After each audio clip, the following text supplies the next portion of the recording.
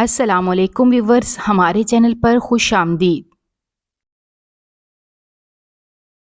میرے گھر میں ایک ایسا کمرہ بھی تھا جہاں پر میری اماں ہر وقت تالا لگا کر رکھتی تھی۔ وہ مجھے کبھی بھی اس کمرے میں جانے نہیں دیتی تھی، جبکہ میں اس بات پر حیران ہوتا تھا کہ میری اماں خود کبھی کبھار اس کمرے میں چلی جاتی۔ مجھ سے جو چھوٹی دو بہنیں تھیں وہ بھی کبھی کبھار اس کمرے کا تالا کھول کر وہاں چلی جاتی تھی، لیکن مجھے اس کمرے میں جانے کی اجازت نہیں تھی۔ اگر کبھی میں وہاں جانے لگتا تو میری اماں بیچ میں مجھے روک دیتی، اور اگر میں ان سے پوچھتا کہ اس کمرے میں ایسا کیا ہے تو میری اماں گھبرا جاتی، اور اس کے ساتھ ہی میری دونوں بہنیں بھی تھوڑی سی پریشان ہو جاتی، اور اماں یہ کہتی کہ وہاں پر انہوں نے کوئی پرانا سامان رکھا ہے۔ ان کی بات سن کر میں چپ ہو جاتا، لیکن اکثر ہی رات کو میرے خواب میں وہی کمرہ آتا تھا، لیکن اس میں ساری چیزیں دھندلی دھندلی سی نظر آتی۔ مجھے ایسا لگتا تھا کہ جیسے میں اس کمرے میں موجود ہوں اور میرے ساتھ کوئی لڑکی ہے۔ وہ لڑکی مجھے اپنی طرف بلاتی ہے، لیکن میں جیسے اس کی طرف جانے لگتا ہوں تو فوراً سے میری آنکھ کھل جاتی تھی۔ یقیناً اس کمرے کے پیچھے کوئی بڑا راز چھپا تھا جس سے میں ابھی تک انجان تھا۔ میرا نام سلمان ہے اور میں لاہور شہر کا رہنے والا ہوں۔ میرے ابا ایک سرکاری دفتر میں ملازمت کرتے تھے، اور وہ یہی چاہتے تھے کہ ان کے بچے بھی اچھی تعلیم حاصل کریں اور اچھے مقام پر پہنچیں۔ میری 3 بہنیں تھیں، اور ان تینوں بہنوں کا میں ایک ہی اکلوتا اور لاڈلا بھائی تھا۔ ایک بہن مجھ سے بڑی تھی، جبکہ 2 بہنیں مجھ سے چھوٹی تھیں۔ اکلوتا ہونے کی وجہ سے اماں ابا کی دونوں کی مجھ سے بہت ساری امیدیں جڑی ہوئی تھیں، اور میری بہنیں بھی اپنے ہر کام کے لیے مجھے ہی یاد کرتی۔ میرے ابا چاہتے تھے کہ میں اچھی تعلیم حاصل کروں اور کسی اچھی نوکری پر لگ جاؤں، کیونکہ میں ہی ان کا واحد سہارا تھا، اور وہ میری زندگی سنوارنا چاہتے تھے۔ اسی لیے ہر وقت مجھے یہی سننے کو ملتا تھا کہ میں اپنی پڑھائی پر دھیان دیا کروں اور تعلیم حاصل کروں۔ اسکول میں اور کالج میں بھی ہمیشہ میں اچھے نمبروں سے پاس ہوتا تھا۔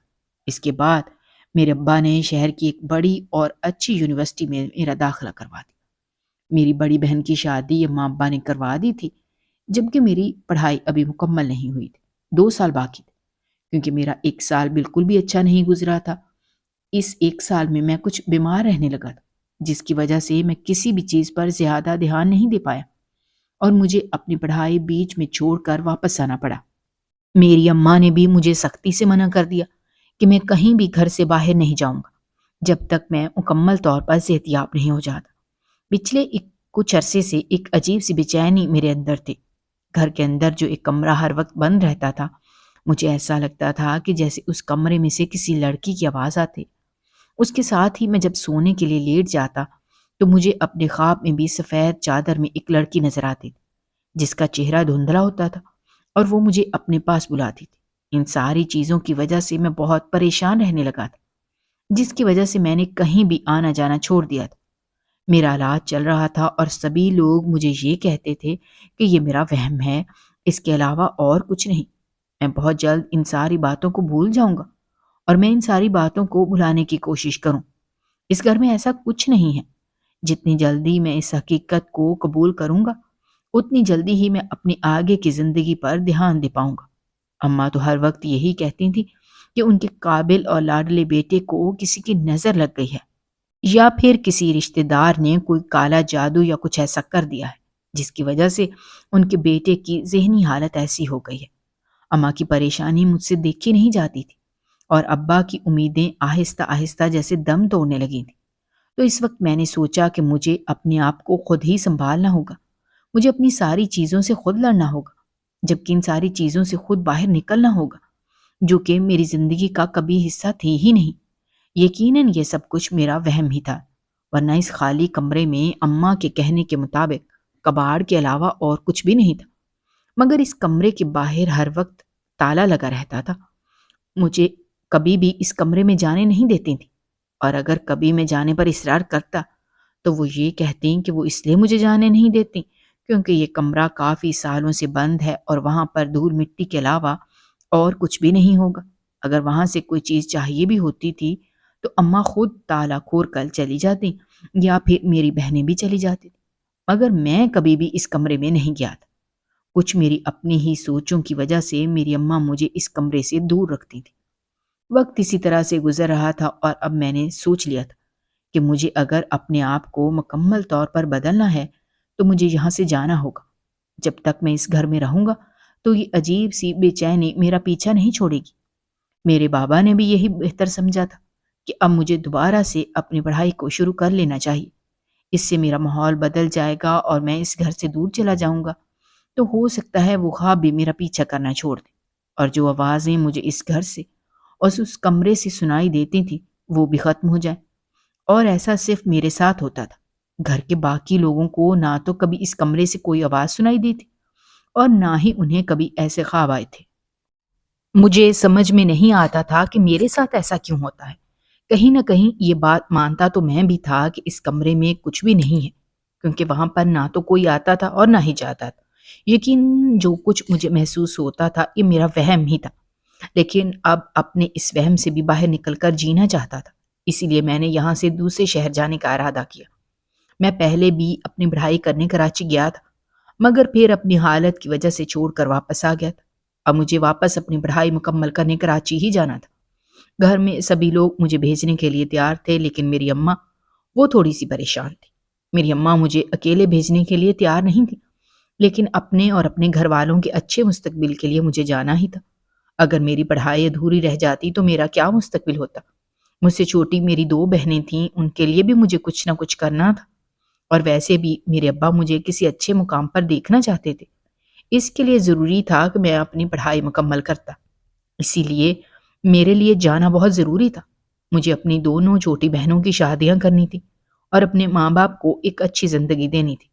اس کے ساتھ ہی میں ان ساری چیزوں سے اپنے وہموں سے دور بھاگنا چاہتا تھا۔ اس لیے میں نے جانے کا فیصلہ کیا۔ اس کے ساتھ ہی میری اماں نے مجھے بہت ساری ہدایات دے دیں کہ میں کسی بھی اجنبی شخص پر بھروسہ نہ کروں اور کبھی بھی کسی سے کوئی چیز لے کر نہ کھاؤں، کیونکہ ان کے دل میں یہی شک تھا کہ میری کامیابی اور میری ذہانت کی وجہ سے میرے رشتہ داروں نے ہی میرے اوپر کوئی تعویذ اور کوئی جادو کیا تھا، جس کی وجہ سے مجھے اپنے ہی گھر سے عجیب و غریب قسم کی آوازیں آتی تھیں اور عجیب و غریب قسم کے وہم ستانے لگے تھے۔ میں ان باتوں پر یقین نہیں کرتا تھا، اسی لیے میں نے کبھی بھی اس بارے میں سوچا بھی نہیں تھا۔ میں جانتا تھا کہ یہ میرے دماغ کا اپنا کھیل ہے، اس سے زیادہ اور کچھ نہیں، مگر اماں ہر وقت کچھ نہ کچھ پڑھ کر میرے اوپر دم کرتی رہتی تھیں۔ میں جانے کے لیے تیار تھا کہ اچانک سے اماں نے مجھے روک لیا۔ انہوں نے کہا کہ وہ مجھے اس طرح سے جانے نہیں دیں گی، پہلے وہ میری منگنی کریں گی، اس کے بعد ہی مجھے جانے دیں گی۔ یہ ان کی ایک نئی خواہش تھی جو میرے سامنے آئی تھی۔ انہوں نے مجھے کہا کہ وہ میری منگنی میری خالہ کی بیٹی سے کروانا چاہتی ہیں۔ انہیں بچپن سے ہی میرے لیے خالہ کی بیٹی رباب پسند ہے۔ یہ بات تو میں نہیں جانتا تھا کہ میری منگنی کروانے کے پیچھے اماں کی کیا سوچ تھی، لیکن ان کی خوشی کے لیے میں نے ہاں کر دی، کیونکہ میری اپنی ذاتی کوئی پسند نہیں تھی۔ اماں نے بتایا تھا کہ رباب ایک اچھی لڑکی ہے، پڑھی لکھی ہے، سمجھدار ہے اور سلیقہ مند بھی ہے، اسی لیے ان کی خوشی کے لیے میں نے اس منگنی کے لیے ہاں کر دی۔ تھوڑے ہی دنوں میں میری منگنی طے ہو گئی تھی۔ منگنی کی رسم ہونے کے بعد میں نے اپنے جانے کی تیاری کی۔ جب میں یہاں سے جانے لگا تھا تو اماں نے مجھے بہت ساری ہدایتیں کیں۔ اس کے ساتھ ہی انہوں نے یہ بھی کہا کہ میں وقت نکال کر رباب سے بات کرتا رہوں تاکہ ہم دونوں کے بیچ میں شادی تک اچھی انڈرسٹینڈنگ ہو جائے اور ہم دونوں ایک دوسرے کو سمجھنے لگے۔ مجھے اس لڑکی میں کوئی زیادہ دلچسپی نہیں تھی، لیکن اماں کے کہنے پر میں نے حامی بھر لی تھی کہ جیسے ہی وقت ملا کرے گا تو میں اس سے بات کر لیا کروں گا۔ اپنا گھر چھوڑ کر میں پڑھائی کرنے کراچی آ گیا تھا۔ یہاں پر الگ گھر لے کر رہنے کے لیے میرے پاس پیسے نہیں تھے، کیونکہ پہلے ہی ابا نے سارے اخراجات اٹھائے تھے۔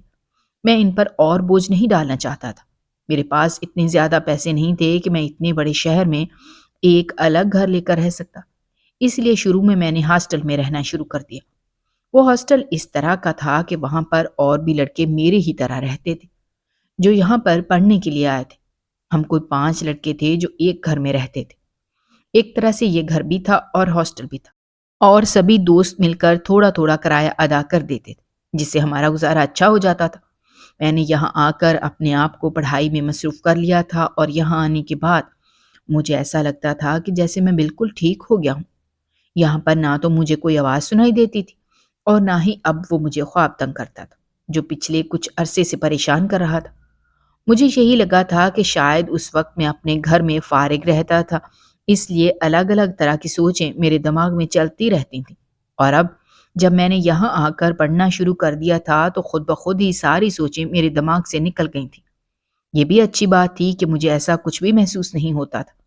اماں سے روزانہ فون پر بات ہوتی تھی۔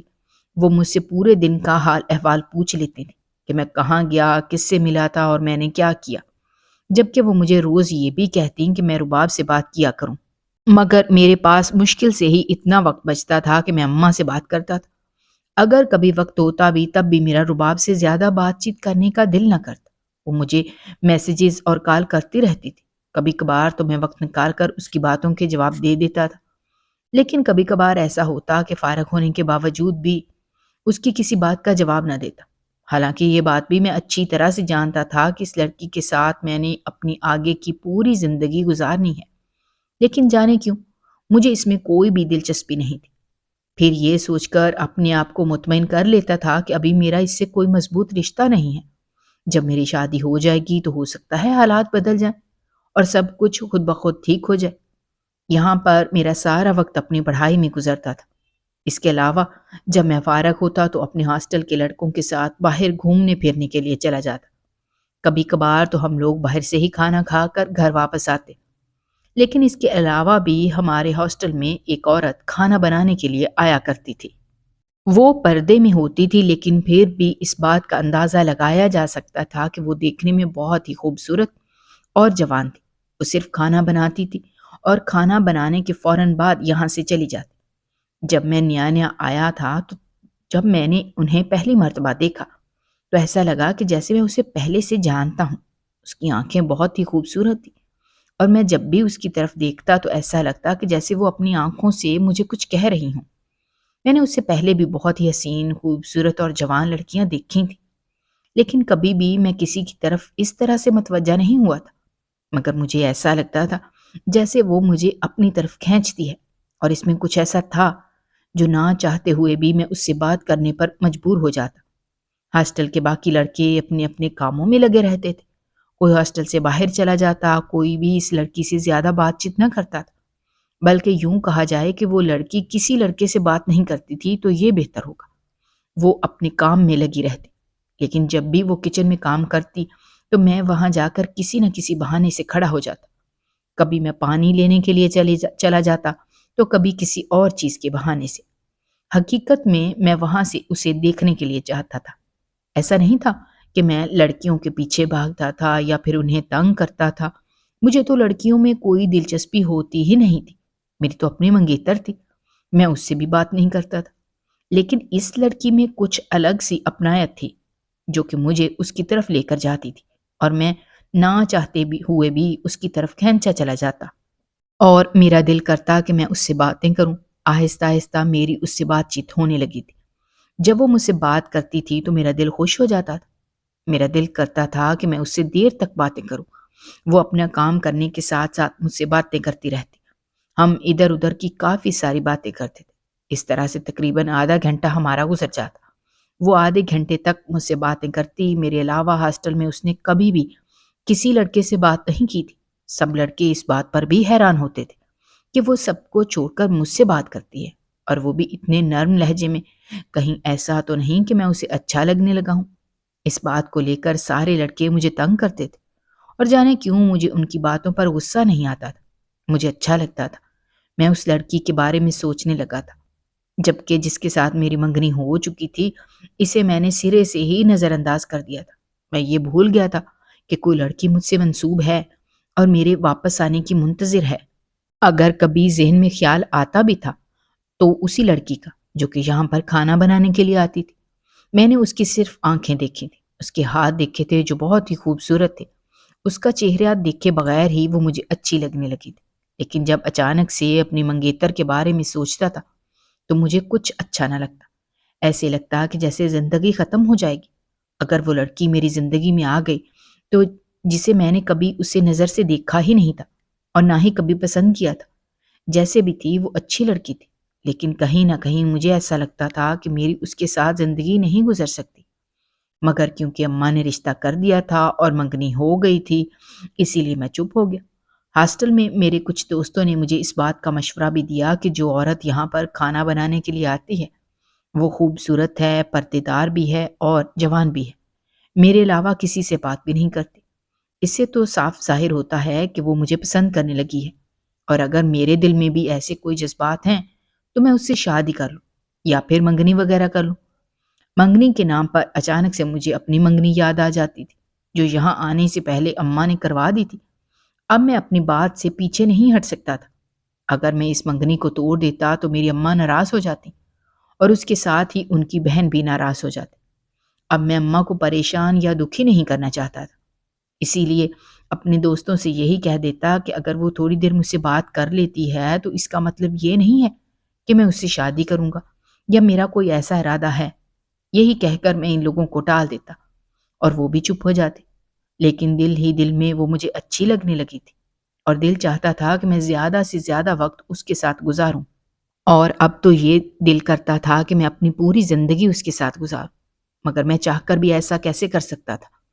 وقت اسی طرح سے گزرتا جا رہا تھا اور مجھے اس ہاسٹل میں آئے ہوئے 2 ماہ گزر گئے، جب وہ لڑکی جو ہمارے ہاسٹل میں کھانا بنانے کے لیے آتی تھی، پتہ چلا کہ وہ حاملہ ہو گئی ہے۔ جب یہاں کی بڑی میڈم، جس کا یہ ہاسٹل تھا، اس کو اس بات کا پتہ چلا تو ایک شور مچ گیا، کیونکہ میڈم کے کہنے کے مطابق اس لڑکی کی ابھی شادی نہیں ہوئی تھی، تو پھر وہ کس کے بچے کی ماں بننے والی تھی؟ یہ ایک بہت بڑا سوال تھا۔ جب میڈم نے اس لڑکی سے پوچھ گچھ کی اور اسے کہا کہ وہ سچ بتا دے ورنہ اسے اس نوکری سے نکال دیا جائے گا، تو وہ منت کرنے لگی کہ اسے اس نوکری کی بہت ضرورت ہے، اسے یہاں سے نہ نکالیں۔ لیکن جب میڈم نے اس سے پوچھا تو اس نے سب کے سامنے مجھ پر الزام لگا دیا، یہ کہہ دیا کہ اس کے بچے کا باپ میں ہوں۔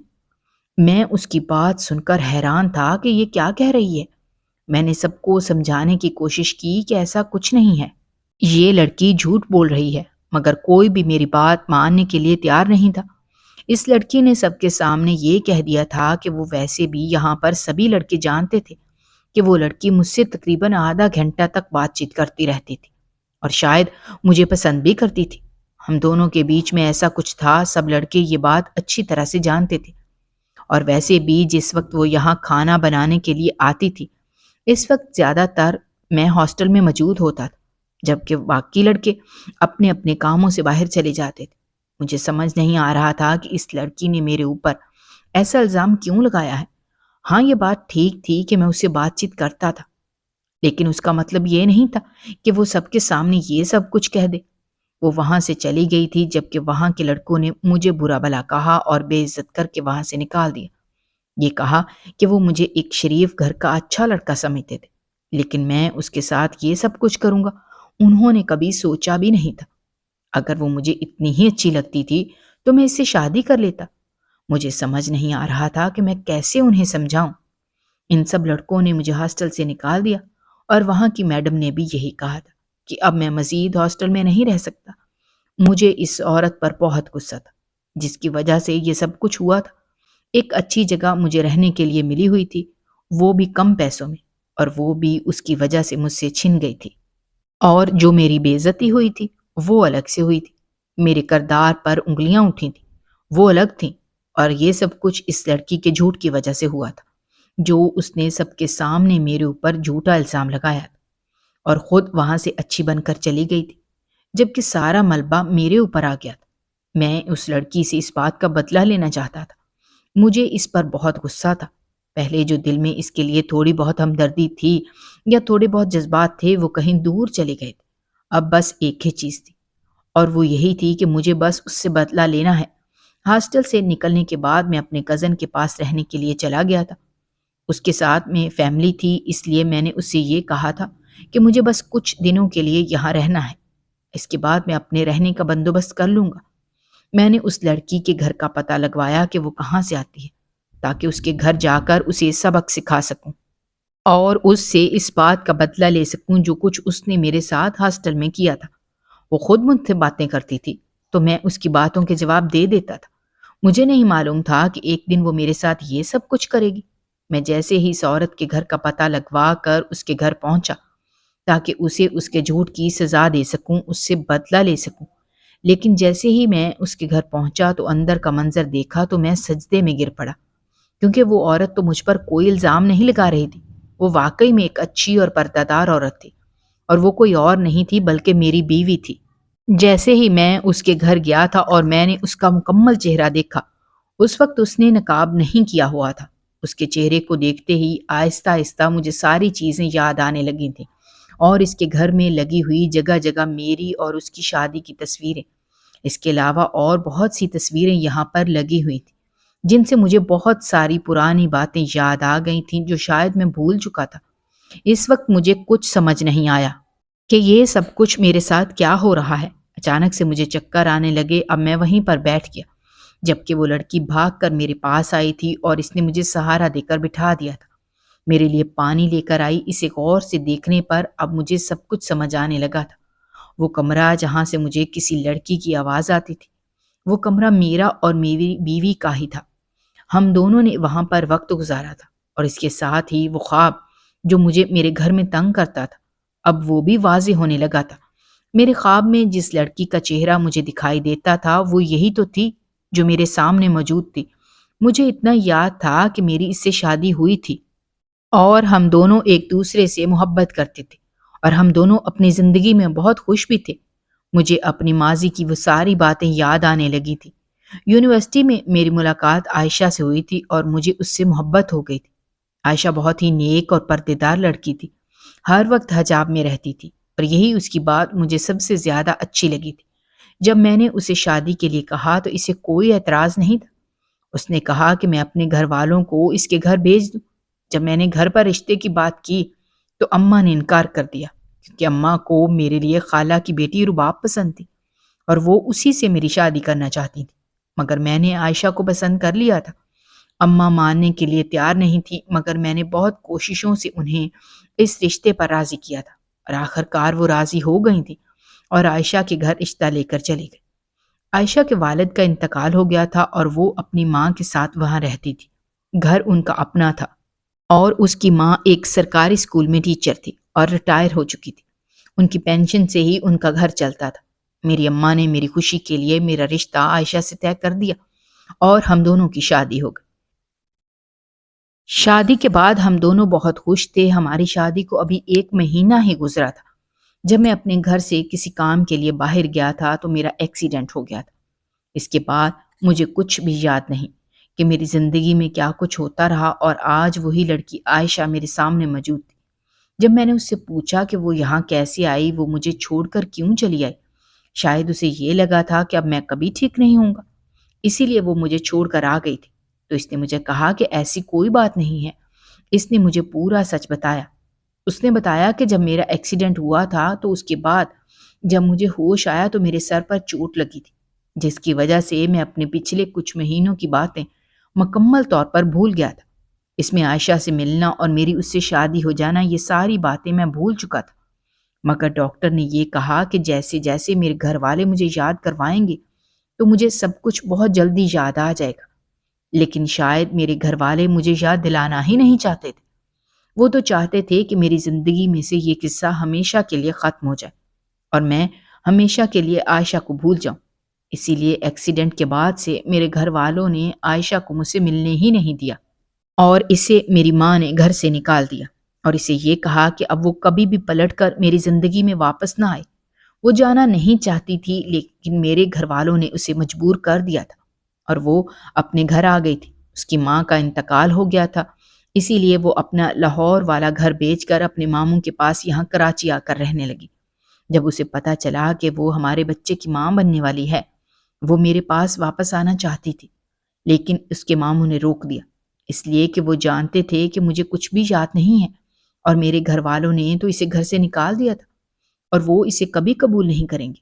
ہو سکتا ہے وہ اس بچے کو بھی قبول نہ کرتے، اسی لیے اس نے یہیں پر رہ کر چھوٹا موٹا کام کرنا شروع کر دیا۔ اسے کھانے بنانے کا بہت شوق تھا، اور وہ بہت اچھا کھانا بناتی تھی، اسی لیے اس نے ہاسٹل میں جا کر کھانا بنانا شروع کر دیا تاکہ اپنا بوجھ اور اپنے بچے کا بوجھ خود اٹھا سکے۔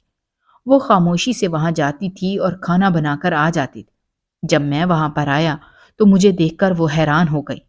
وہ جانتی تھی کہ اگر وہ اچانک سے مجھے سب کچھ بتائے گی تو میں اس کی کسی بات پر یقین نہیں کروں گا، اسے غلط لڑکی سمجھوں گا۔ اسی لیے وہ چاہتی تھی کہ مجھے خود سے سب کچھ یاد آ جائے۔ اسی لیے وہ مجھ سے روزانہ آدھا گھنٹہ باتیں کرتی تھی کہ اس کی باتوں سے ہی مجھے سب کچھ یاد آ جائے، لیکن ایسا ہو نہیں پایا تھا۔ اسے اس نوکری کی بہت ضرورت تھی کیونکہ اس کے ماموں معذور تھے اور کوئی کام نہیں کر سکتے تھے، اسی لیے اسے اپنے لیے خود کمانا تھا۔ جب میڈم کو اس کے حاملہ ہونے کا پتہ چلا تو انہوں نے اس سے سوال کیے، کیونکہ یہاں پر کوئی نہیں جانتا تھا کہ وہ شادی شدہ ہے۔ میڈم نے اسے کام سے نکالنے کی دھمکی دی تھی، جبکہ اس کے لیے یہ نوکری بہت ضروری تھی۔ اسی لیے نہ چاہتے ہوئے بھی سب کے سامنے اسے سچ بتانا پڑا اور سب کے سامنے اس نے میرا نام لے دیا۔ لیکن اس کا مقصد مجھے وہاں پر رسوا کرنا بالکل بھی نہیں تھا۔ مجھے سب کچھ سمجھ آ گیا تھا کہ یہ سب کچھ میرے گھر والوں کا کیا کرایا تھا، سب سے بڑھ کر میری اماں کا۔ میری اماں پہلے ہی دن سے میری عائشہ سے شادی سے خوش نہیں تھی، اسی لیے انہوں نے میری یادداشت جانے کا فائدہ اٹھایا تھا اور اسے میری زندگی سے نکال دیا تھا۔ انہیں لگ رہا تھا کہ مجھے کبھی بھی کچھ یاد نہیں آئے گا، کیونکہ انہوں نے عائشہ سے جڑی ساری چیزیں مٹا دی تھی۔ وہ کمرہ جو میرا اور عائشہ کا تھا، انہوں نے اس کو تالا لگا دیا تھا اور اسی لیے مجھے گھر کے اس کمرے میں جانے نہیں دیتی تھی، کیونکہ میری وہاں پر یادیں تھیں۔ اگر میں اس کمرے میں چلا جاتا تھا تو مجھے خود سب کچھ یاد آ جاتا، اور اسی لیے یہاں آنے سے پہلے انہوں نے رباب سے میری منگنی کروا دی تھی، تاکہ میں اس سے بات کر کے عائشہ کو مکمل طور پر بھول جاؤں، اور کیونکہ وہ شروع سے ہی میری شادی رباب سے کروانا چاہتی تھی، میں سوچ بھی نہیں سکتا تھا کہ میری اماں میرے ساتھ اور عائشہ کے ساتھ اتنی بڑی ناانصافی کریں گی۔ مگر اب کیونکہ مجھے سب کچھ یاد آ گیا تھا، اسی لیے میں نے عائشہ سے معافی مانگ لی تھی کہ میری ماں کی وجہ سے اسے کتنی مشکلوں کا سامنا کرنا پڑا تھا۔ کاش وہ حادثہ نہ ہوا ہوتا اور کبھی بھی ہم لوگ دور نہ ہوتے۔ اس بات کو 4 مہینے گزرے تھے، وہ 4 مہینے سے اسی طرح سے در در کی ٹھوکریں کھا رہی تھی، صرف اور صرف میرے گھر والوں کی وجہ سے۔ اسی لیے میں نے اسے ہاسٹل میں پہلی بار دیکھا تھا تو وہ مجھے بہت اپنی اپنی لگی تھی۔ ایسے لگتا تھا جیسے اس میں کوئی ایسی چیز ہے جو مجھے اپنی طرف کھینچتی ہے۔ حقیقت میں یہ وہی محبت تھی جو ہم دونوں کے بیچ میں تھی، اور وہی محبت مجھے اس کی طرف کھینچتی تھی۔ جو ایک رشتہ، ایک جائز رشتہ ہم دونوں کے بیچ میں تھا، اسی رشتے کی کشش ہم دونوں کو ایک دوسرے کے قریب لا رہی تھی۔ مگر ان ساری چیزوں کو میں سمجھ نہیں پایا تھا۔ اپنے گھر والوں کی سوچ پر میں جتنا افسوس کر لیتا اتنا ہی کم تھا۔ اگر مجھے یہاں عائشہ نہ ملتی اور مجھے سارا سچ معلوم نہ ہوتا تو کیا ہوتا؟ وہ ساری زندگی اسی طرح سے در بدر کی ٹھوکریں کھاتی۔ نہ صرف وہ بلکہ اس کے ساتھ میری اولاد بھی اسی طرح سے در در کی ٹھوکریں کھا کر بڑی ہوتی۔ یہ سوچتے ہی میرا دل ڈوبنے لگتا تھا۔ میں نے عائشہ سے وعدہ کیا کہ اب اسے میں کبھی بھی زندگی میں کوئی پریشانی نہیں اٹھانے دوں گا، کیونکہ اب سب کچھ مجھے یاد آ چکا تھا۔ تو میں نے واپس جانے کا فیصلہ کیا، اور اس بار میں اکیلا واپس نہیں گیا تھا، بلکہ میں اپنی بیوی کو بھی ساتھ لے کر گیا تھا، جبکہ سارے گھر والے عائشہ کو میرے ساتھ دوبارہ سے دیکھ کر حیران اور پریشان ہو گئے تھے۔ انہیں پتہ چل چکا تھا کہ میری یادداشت واپس آ گئی ہے اور مجھے سب کچھ یاد آ گیا ہے۔ جب اماں کو یہ پتہ چلا کہ عائشہ امید سے ہے تو وہ بہت خوش ہوئیں اور انہوں نے اپنی غلطی کی معافی مانگ لی۔ اماں نے بتایا کہ یہ سب کچھ کرنے کے لیے انہیں رباب نے اور ان کی ماں نے کہا تھا۔ شاید وہ کبھی ایسا نہ کرتی، لیکن بہن کی محبت میں انہوں نے یہ سب کچھ کیا، کیونکہ خالہ شروع سے ہی یہی چاہتی تھیں کہ ان کی بیٹی کی شادی مجھ سے ہو، مگر میں نے انکار کر دیا تھا کیونکہ مجھے عائشہ سے محبت تھی۔ لیکن پھر جب میں سب کچھ بھول گیا تھا تو ان کے پاس اچھا موقع تھا، اور اسی موقع کا فائدہ اٹھاتے ہوئے انہوں نے عائشہ کو میری زندگی سے نکال کر اپنی بیٹی کو میری زندگی میں ڈالنے کی کوشش کی تھی۔ لیکن وہ یہ بات بھول گئی تھیں کہ جب اللہ تعالیٰ 2 لوگوں کو جوڑ دیتا ہے تو پھر کوئی بھی انہیں جدا نہیں کر سکتا۔ اسی طرح سے ہم دونوں کو بھی اسی رب نے جوڑ دیا تھا، تو پھر یہ کیسے ممکن تھا کہ کوئی دوسرا انسان ہم دونوں کو ایک دوسرے سے الگ کر سکتا؟ ان کی لاکھ کوششیں بھی ہمیں الگ نہیں کر پائیں تھیں، اور سب کچھ کرنے کے بعد بھی آج بھی ہم دونوں ایک ساتھ ہنسی خوشی زندگی گزار رہے تھے۔ میرے سارے گھر والوں نے خوشی خوشی عائشہ کو دوبارہ سے قبول کیا تھا، اور میں نے رباب سے منگنی ختم کر دی تھی۔ اس کے ساتھ ہی ہمارا ان کے گھر آنا جانا بھی مکمل ختم ہو گیا تھا۔ میری پڑھائی مکمل ہو گئی تھی اور میں عائشہ کو لے کر کراچی آ گیا تھا۔ یہیں پر میں نے نوکری کرنے لگا تھا اور ہم دونوں اپنی زندگی میں خوش رہنے لگے تھے۔ اگر آپ کو ہماری کہانیاں پسند آ رہی ہیں تو ہمارے چینل کو سبسکرائب کیجیے، ویڈیوز پر کمنٹ کیجیے اور شیئر کیجیے۔ شکریہ۔